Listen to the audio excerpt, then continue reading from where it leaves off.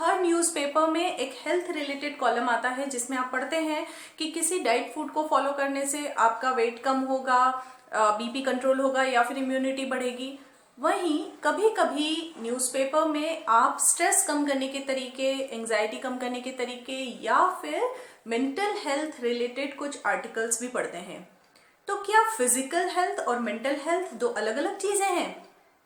Generally जब हम बात करते हैं तो हम मेंटल हेल्थ को और फिजिकल हेल्थ को दो सेपरेट एंटिटीज मानते हैं, लेकिन ये दोनों अलग अलग ना होकर एक ही सिक्के के दो पहलू हैं और एक दूसरे को प्रभावित करते हैं। जैसे जब आप बीमार होते हैं तो इसका सीधा सा फर्क आपके मूड पर पड़ता है, और वहीं जब आपका मूड ठीक नहीं होता, आप स्ट्रेस में होते हैं या गुस्से में होते हैं, तो इसका सीधा सा फर्क आपकी फिजिकल हेल्थ पर पड़ता है। इसका सीधा सा मतलब यह है कि जब हम हेल्थ और वेलबींग की बात करते हैं तो हमें अलग अलग अप्रोचेस की नहीं बल्कि एक होलिस्टिक अप्रोच की जरूरत होती है, जो हमें मिलती है हमारे एंशियंट लिटरेचर तैत्तिरीय उपनिषद में। जी हाँ, तैत्तिरीय उपनिषद में दिए गए पंचकोश सिद्धांत को आध्यात्म, योग और ध्यान में विश्वास रखने वाले लोग अच्छी तरह से जानते हैं, लेकिन ना केवल भारत में बल्कि विदेशों में भी हेल्थ केयर प्रोफेशनल्स इस सिद्धांत का, इस अप्रोच का यूज कर रहे हैं और उसे प्रमोट कर रहे हैं। तो आइए हम जानते हैं इस पंचकोश सिद्धांत के बारे में, जिससे हम अपनी फिजिकल और मेंटल हेल्थ दोनों को इम्प्रूव कर सकते हैं। तैत्तिरीय उपनिषद के पंचकोश सिद्धांत या 5 लेयर प्रिंसिपल के अकॉर्डिंग हम सभी 5 डिफरेंट कोश या लेयर्स से बने हैं, जिसमें हर एक लेयर दूसरी सभी लेयर्स को अफेक्ट करती है। यानी एक लेयर के पॉजिटिव या निगेटिव वे में अफेक्ट होने से बाकी सारी लेयर्स पॉजिटिवली या निगेटिवली अफेक्ट होंगी। इसमें सबसे पहला है अन्नमय कोश, जिसका सीधा सा मतलब हमारी फिजिकल बॉडी से है, जो फूड और न्यूट्रिशन से बनी होती है। इस लेयर यानी अन्नमय कोश के स्ट्रॉन्ग होने पर ही आगे की सारी लेयर्स स्ट्रॉन्ग होंगी। इसलिए ये ध्यान रखना होगा कि आप फूड और न्यूट्रिशन की अनदेखी ना करें। टीचर्स, स्टूडेंट्स या वे सभी लोग जो ऑनलाइन अपना वर्क कर रहे हैं, उन्हें स्मॉल पोर्शन जो है फूड का, उसको रेगुलर इंटरवल में रहना चाहिए, ताकि जो एसेंशियल न्यूट्रिएंट्स हैं वो उनकी बॉडी को मिलते रहें, साथ ही फूड इजीली डाइजेस्ट भी हो और वो स्लीपी भी नहीं फील करें। अपनी डाइट में सीजनल फ्रूट्स और वेजिटेबल्स को ज़रूर इंक्लूड करें। साथ ही न्यूज़पेपर में पढ़ के या सोशल मीडिया पर पढ़कर आप किसी भी फूड आइटम को अपनी डाइट में से एकदम से एलिमिनेट ना करें और ना ही अपनी डाइट को पूरी तरह से चेंज कर दें। साथ ही ये ज़रूरी है कि आप बॉडी को हाइड्रेटेड रखें। उसके लिए आप वाटर बॉटल हमेशा अपने साथ रखिए, ताकि आप लगातार पानी पीते रहें। साथ ही exercise, yoga, aerobics, dance, skipping, इन सब एक्सरसाइजेस के लिए या इन सब एक्टिविटीज़ के लिए कम से कम 1 आवर डेली आपको निकालना होगा, क्योंकि ये चीज़ें हमारी बॉडी के डिफरेंट सिस्टम्स की फंक्शनिंग को रेगुलेट करके फिजिकल हेल्थ और मेंटल हेल्थ में मदद करती है। दूसरा है प्राणमय कोश, जिसका अर्थ है लाइफ एनर्जी। आप सभी जानते ही हैं, बिना प्राण या लाइफ एनर्जी के फिजिकल बॉडी का कोई अस्तित्व ही नहीं है, और ये लाइफ एनर्जी हमें मिलती है ब्रीदिंग मैकेनिज्म से। यानी हम जो सांस ले रहे हैं वही हमारे प्राण या लाइफ एनर्जी है। अब अनकॉन्शियसली हम सभी सांस लेते ही हैं, लेकिन जब हम इसे कॉन्शियसली रेगुलेट करते हैं तो इस लेयर को तो हम इम्प्रूव करते ही हैं, साथ ही दूसरी सभी लेयर्स भी इससे इम्प्रूव होती है। इसलिए इस बात का ध्यान रखें कि आपके घर या ऑफिस में फ्रेश एयर का सर्कुलेशन प्रॉपर बना रहे। ब्रीदिंग मैकेनिज्म को लर्न करने के लिए आप प्राणायाम सीख सकते हैं। ये एक बहुत इम्पॉर्टेंट मेथड है।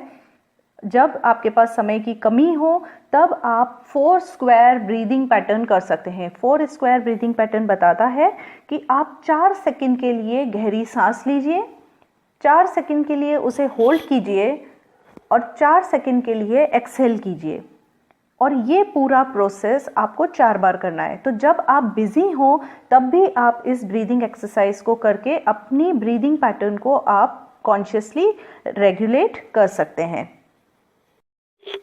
तीसरा है मनोमय कोश, जिसका मतलब है मन या माइंड, जो हमारी सारी मेंटल प्रोसेसेस यानी थॉट्स, इमोशंस, इमेजिनेशन, मेमोरी, इन सभी का घर होता है। अब यहाँ प्रश्न ये उठता है कि हमें कैसे पता चलेगा कि हमारा जो इमोशनल और साइकोलॉजिकल स्टेट है वो अप टू द मार्क है या नहीं, ताकि हम उसमें इम्प्रूवमेंट करें। तो जैसे हमारा ब्लड प्रेशर का एक रेंज होता है जो अलग अलग एक्टिविटी और सिचुएशंस के अकॉर्डिंग चेंज तो होता है, पर थोड़ी देर बाद फिर वो नॉर्मल लेवल पर आ जाता है और ज़्यादातर समय नॉर्मल ही रहता है।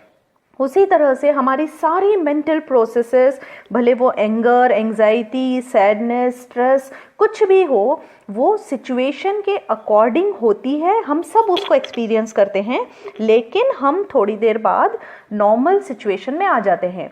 सिचुएशन की इंटेंसिटी के अकॉर्डिंग ये चीज़ें कुछ आवर्स से लेकर कुछ दिनों में अपने आप नॉर्मल लेवल पर आ जाती हैं। लेकिन जब ये उतार चढ़ाव बिना किसी कारण के होने लगे, बिना किसी कारण के गुस्सा आने लगे, बिना किसी कारण के हम एंग्शियस फील कर रहे हैं, बिना किसी कारण के दुखी हैं, और ये सिचुएशन बहुत दिनों तक एक जैसी चलती रहे, तो हम ये कहेंगे कि मनोमय कोश प्रभावित हुआ है। इसे स्ट्रॉन्ग बनाए रखने के लिए आपको अपनी डेली एक्टिविटीज़ और रूटीन को थोड़ा सा मॉनिटर करके 3 चीज़ों का ध्यान रखना होगा। पहला, अन्नमय कोश और प्राणमय कोश को स्ट्रॉन्ग बनाने वाली जो एक्टिविटीज़ हैं वो रेगुलरली हो रही हैं या नहीं हो रही हैं, यानी आपको अपनी डाइट, वाटर कंटेंट, एक्सरसाइज और ब्रीदिंग एक्सरसाइजेस को रेगुलरली करना होगा। दूसरा, कई बार विंटर सीजन में सनलाइट नहीं मिल पाने के कारण भी मूड स्विंग्स या डिप्रेशन जैसे सिम्टम्स दिखाई देते हैं, इसलिए 20 मिनट्स डेली सनलाइट का एक्सपोजर ज़रूरी है, इस बात का ध्यान रखें। Negative news, TV programmes, movies, games, इनका ओवर कंजप्शंस अवॉइड करें। साथ ही अपनी हॉबी को परस्यू करें। Dance, music, art and craft, painting, जो भी एक्टिविटी आपको अच्छी लगती है उसके लिए आप टाइम निकालिए, उन एक्टिविटीज़ में इन्वॉल्व होइए। इन सब के बावजूद अगर आपकी प्रॉब्लम कंटिन्यू बनी रह रही है तो उसका मतलब है आपको हेल्प की ज़रूरत है। अपने किसी भी family member, friend, relative, neighbour, teacher, जिन पे भी आपको भरोसा हो कि वो आपकी बात को अच्छी तरह से सुनेंगे, समझेंगे और आपको समस्या का समाधान देंगे, उनसे आप ज़रूर बात कीजिए। आप प्रोफेशनल साइकोलॉजिस्ट या काउंसलर की भी हेल्प ले सकते हैं। नेक्स्ट है विज्ञानमय कोश, जो नॉलेज और विजडम की लेयर है जिससे हम अपने लिए और दुनिया के लिए अंडरस्टैंडिंग डेवलप करते हैं। कहा गया है, the more you will be informed the less you will be stressed. लेकिन हमें सीखना क्या है? एज ग्रुप के according academic, professional, spiritual knowledge acquire करने पर ध्यान दिया जाता है, लेकिन हम हर दिन कुछ ना कुछ सीखते रहते हैं और ये ज़रूरी भी है। कभी हमें चीज़ें याद रखना सीखना होता है तो कभी भूल जाना, कभी सोशलाइजेशन स्किल्स सीखने की ज़रूरत होती है तो कभी पीयर प्रेशर को रेजिस्ट करना, कभी कोऑपरेट करना सीखना होता है तो कभी नो कहना सीखने की ज़रूरत होती है। और जहाँ ये लर्निंग्स रुक जाती है वहीं समस्याएं खड़ी हो जाती हैं। अपने स्ट्रेस को कम करने के लिए ज़रूरी है कि आप अच्छी बुक्स पढ़ें ताकि आप अपने लिए और दुनिया के लिए एक ब्रॉडर पर्सपेक्टिव डेवलप कर पाएँ। साथ ही अपने नॉलेज को अपडेट करना ज़रूरी है। पर्सनल और प्रोफेशनल स्किल्स लर्न करने की ज़रूरत है, जैसे stress management skill, time management, communication skills. इन चीज़ों की वजह से हम अपने एनवायरमेंटल फैक्टर्स को ठीक तरह से समझ पाते हैं, उनको ठीक तरह से डील कर पाते हैं। लास्ट है आनंदमय कोश या लेयर ऑफ ब्लिस, जहां हमें रियल हैप्पीनेस मिलती है।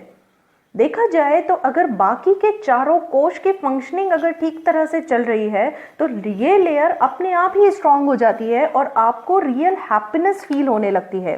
अगर आप अच्छे लोगों के कांटेक्ट में हैं, अगर आप अपनी परेशानियों को काउंट करने की बजाय अपनी ब्लेसिंग्स को काउंट करते हैं तो ये चीज़ आपको असली खुशी देती है।